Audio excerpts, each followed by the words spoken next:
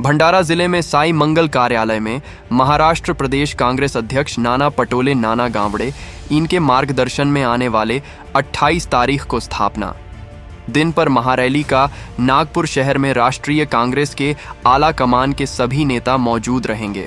इस बैठक में शामिल जिया पटेल, अभिजीत वंजारी, प्यारेलाल वाघमारे, अनिल बावनकर आदि कांग्रेस पदाधिकारी और सेल के संघटक कार्यकर्ता मौजूद थे। आपण काय सांगणार आहे?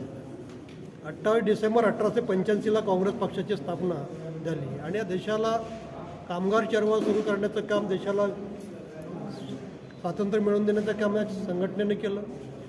या देशाचा जे काही प्रधानमंत्री झाले त्यांनी या देशाचा विकास करण्याचं काम केलं।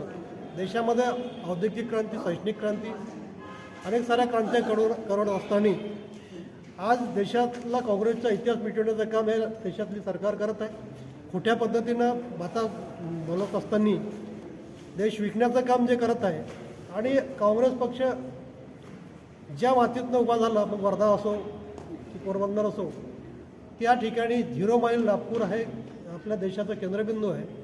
आणि येत्या 28 डिसेंबरला 2023ला या विदर्भाच्या मातीतनं हा काँग्रेसचा आवाज पुन्हा बुलंद होईल आणि या देशामध्ये परिवर्तन आणल्याशिवाय राहणार नाही।